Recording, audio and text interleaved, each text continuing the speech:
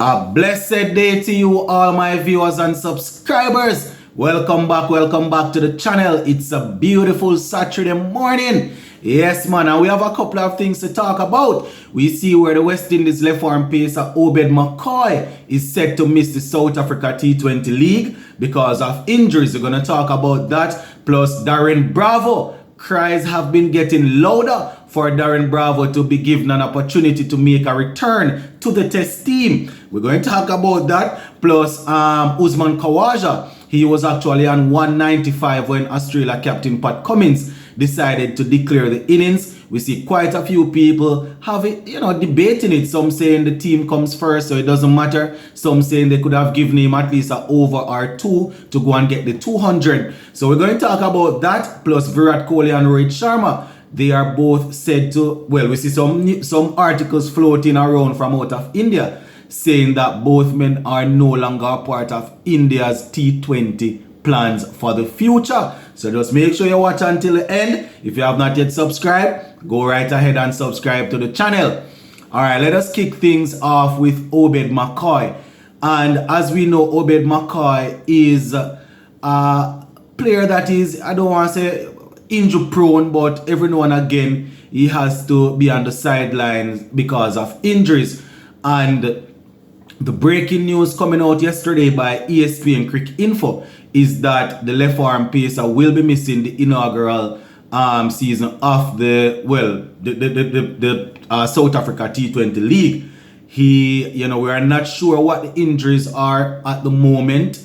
You understand, we know he's always struggling with shin splint and things like that. We're not sure if that is it, but that is the breaking news coming out from delivered by ESPN Cricket Info. Obed McCoy will no longer be able to take part in the South Africa T20 League.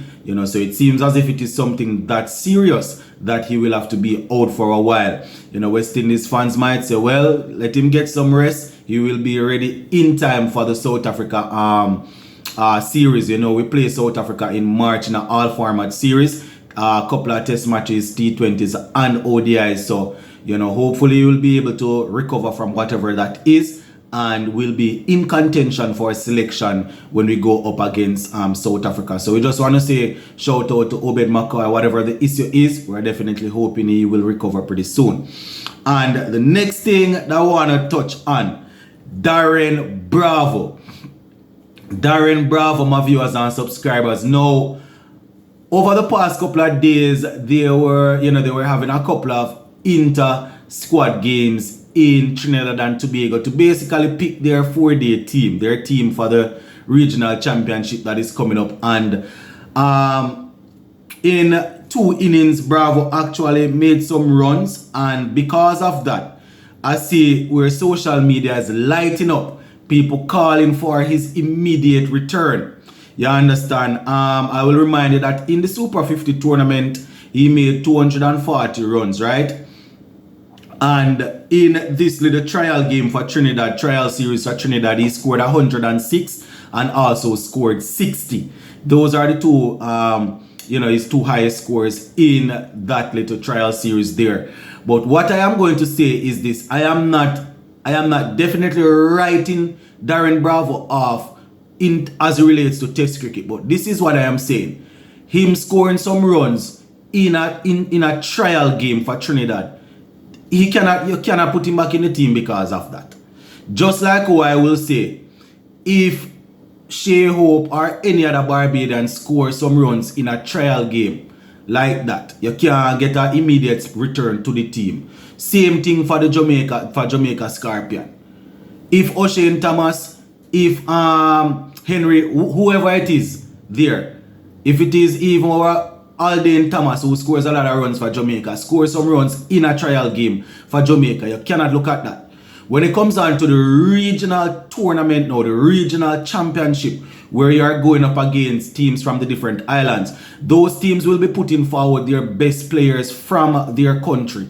So that is when you can look at it. So if Bravo is able to repeat these sort of performances against the Barbados, the Trinidad, right, the Jamaica, the Guyana, the Windward, the Leeward, then we can look at it and we say, yeah man, we definitely can give him an opportunity to go and play some test cricket, right? Having said that, I am still not putting him ahead of people like Casey Carty, people like Alec Arthanes that, these guys have been scoring some runs in the regional championship and in Super 50 recently. So if they are able to go out there in the same regional championship and outperform the Darren Bravo of the world, then these guys are ahead for me, because he would have had a lot of time to prove himself. But I have said it on several occasions, I am a man that believes in rewarding performances. So if this man Bravo goes and makes some runs in the regional championship, just like anybody else, he deserves an opportunity,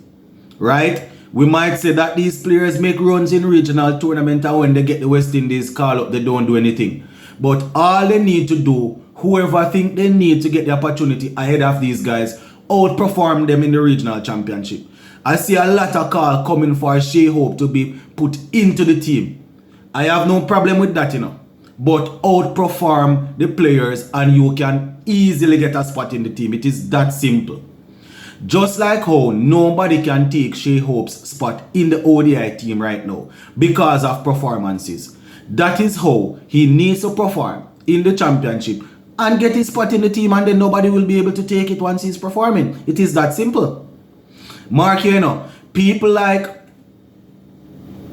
Blackwood, people like Raymond Reefer, Devon Thomas, right? Shamar Brooks, Bonner. These guys are not the easiest to look at when it comes on to technique and playing at the international level. But what? The level that the team is selected from is the regional championship. And year in, year out, these guys outperform some of who we want in the team. So what the selector is going to do? They have to reward performance.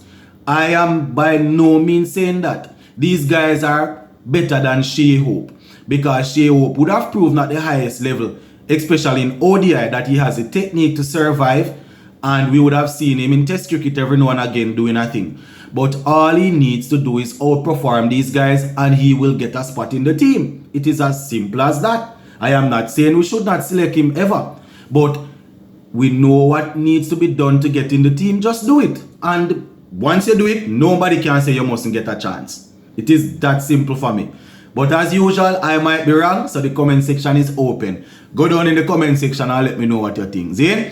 Alright, so the next thing that I want to talk about before I jump out of here.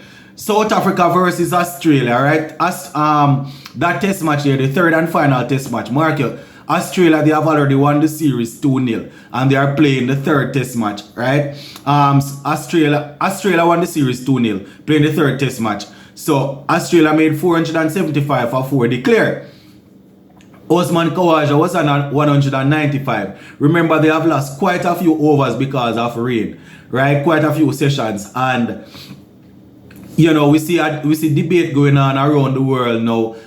Quite a few people taking to social media, giving different viewpoints that Cummins and the senior players in Australia team should have given Osman Khawaja an opportunity, at least 1 over or 2 overs, to go out there and to try and get that double century, seeing that he was on 195, right? The other part is where some people saying that, listen, it is a team sport, and if they think that 1 or 2 or giving him 1 or 2 overs could cost the team not winning or pushing for a victory, then the team has all right to go and declare.